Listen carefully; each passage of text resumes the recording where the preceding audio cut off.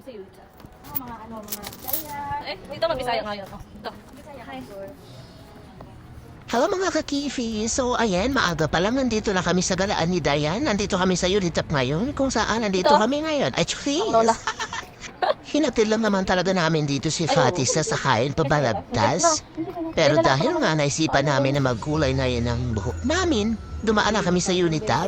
Sa wakas nagkaroon na rin kami ng time para patungo na itong kulay sa buhok namin. Para na kasi kami yung sumasakay bigla lang sa jeep, tas nangihingi ng barya. Ay, Charis. May nakuha na nga pala kami dyan ang pangkulay, pero umakit pa rin kami sa taas kasi naghahanap kami ng fake nails. Pero dito kami na-stuck sa mga sapatos. Paano ba naman kasi ang mumura kasi nakasil siya mga kakifi? Okay na yan.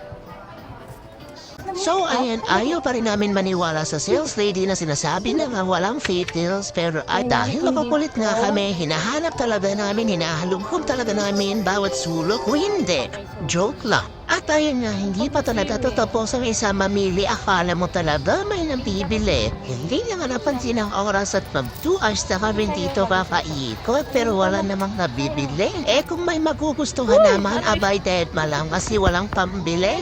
Tamang sukat-supat nga lang talaga kami dito. At ito namang si Dayan, tamang trip lang sa akin. O akala niya tapos na siya mamimili. Wala pa yan. Nang hahalungkat pa yan dyan. Akala mo talaga may nabibili pagkatapos. At buti na lang talaga walang sales lady dito na sunod ng sunod. Kaya ang sarap tuloy manghalungkat. Yung tamang ginugulo mo lang ang mga display. Pili-pili lang, pili-pili lang. Pang betlog, pang betlog. Ito po pang VIP ulo. Ano yan? Grabe naman yan. Malaking betlog. Pang malaking betlog yan ah. Yung parang gano'n, yung mas malaki lang sa gano'n. Dito. Fancy. Hindi naman kasi ako nagpa-fancy eh. Ay, hindi ako nagpa-bra kasi ano tawag doon?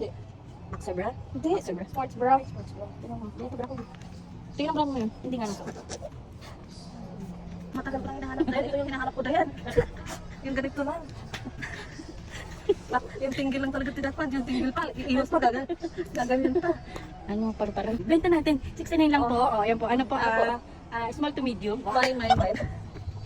Mine. 1, 2, 3, 4, 5, 6. Ganyan pala kalakas ang amats pag nakalabas ka ng bahay na walang ligo, walang toothbrush, walang hilamos, as in walang bihes. Ako na lang talaga mapapagod sa trip itong babaeng to. O tignan mo, sinusuota na naman ako ng sandal.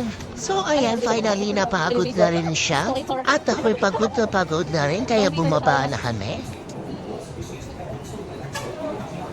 Kaya naman pala ikot kami doon sa loob ng Unitap. Nagtutulakan pala kami kung sino ang magdadrive ng e-bike. Kaya itong si Dayan ay nakipagbato-batupik sa akin. Para pair. Yeah. Bato. Pick. Bato. Pick.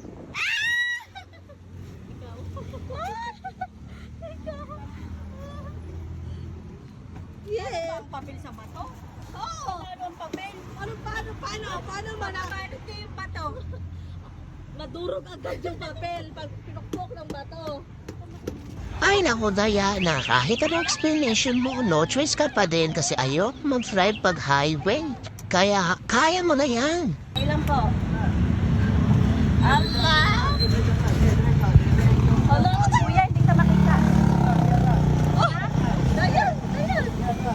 Wait lang. Tawang-tawa na lang talaga kami ni Dayan sa part na to. Paano ba naman kasi bigla kaming iniwan ni Kuya, hindi man lang kami pinatawid?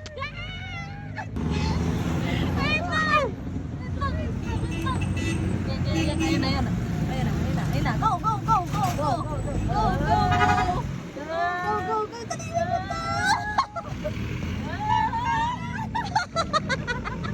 So ayun, finally nag-success yung pagtawid namin sa highway. At kaya on the way na kami sa school ng mga chikitin ni Diana.